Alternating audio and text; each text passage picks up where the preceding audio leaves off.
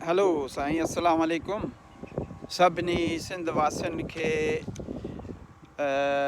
जीए सिंध।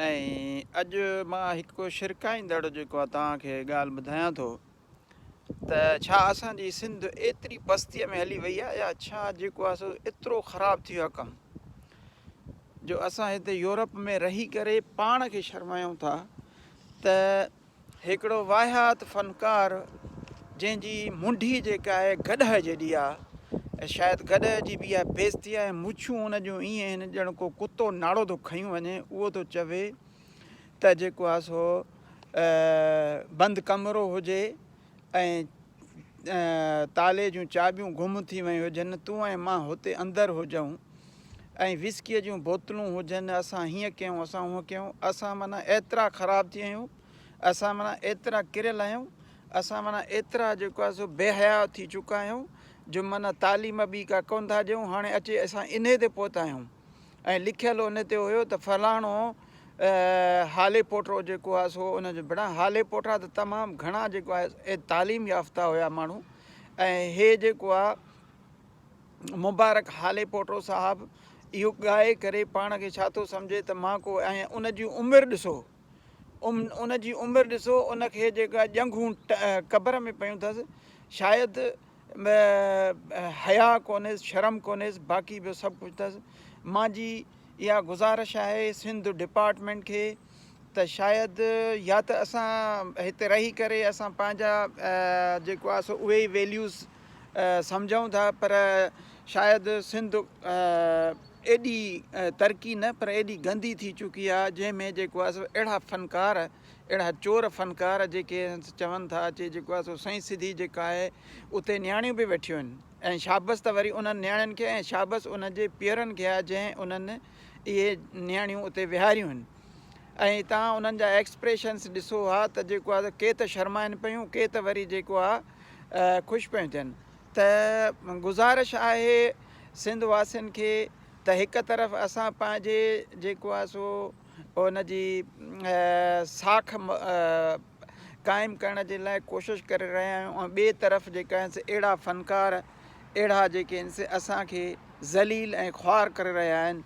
ऐं मां सम्झां थो त इहे पंजाबी मुजरनि में बि कोन हूंदो, पश्तो ठुमकनि में बि कोन हूंदो जेतिरो हिन ग़लति ॻायो आहे। इन जी शेर दिलि ॻाहो बि जेको असांजो माशाअल्लाह सुठो यूट्यूबर आहे, वीलॉग जो हो आहे, ऐं उन खां पोइ उन बि इन जी जेका आहे तमामु सुठी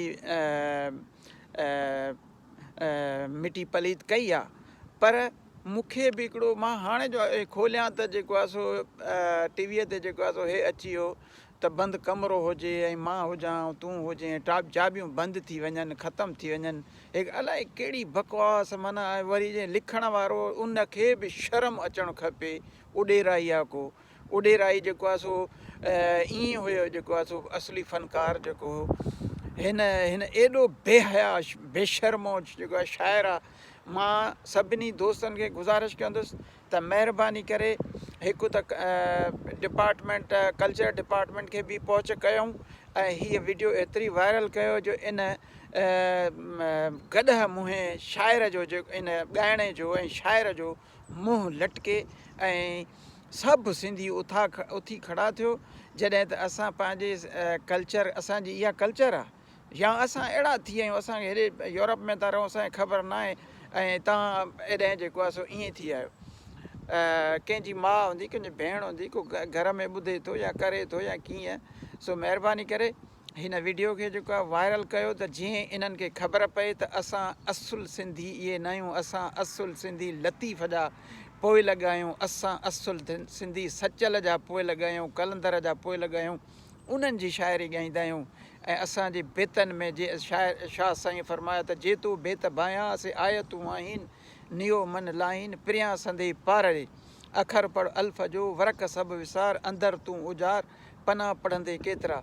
मां सम्झां थो असांजा जेके बि फ़नकार बि हूंदा, जीअं अदी आबदा परवीन आहे या जेके बि भला भला फ़नकार आहे, उहे शर्माईंदा हूंदा इन ते त हे असांखे कहिड़ी जेका हिकिड़ी सज़ा मिली आहे। ऐं तंहिंजे करे मां सभिनी दोस्तनि खे इहो चवंदुसि त महिरबानी कयो इन खे वधीक वायरल कयो त जीअं इन जी इन खे ख़बर पए त गंद उछलाइणु गंद ॻाल्हाइणु गंद ॻाइणु ऐं कहिड़ो पैगाम थो ॾिए इन बेवकूफ़ ॻाइणे खे जेको आहे सो मुंहिंजी त मर्ज़ी आहे त हिकिड़ो जीअं माण्हू कारो करे मारींदो आहे न हिन खे कारो करे मारियो। अलाह हाफ़िज़, अलाह हाफ़िज़।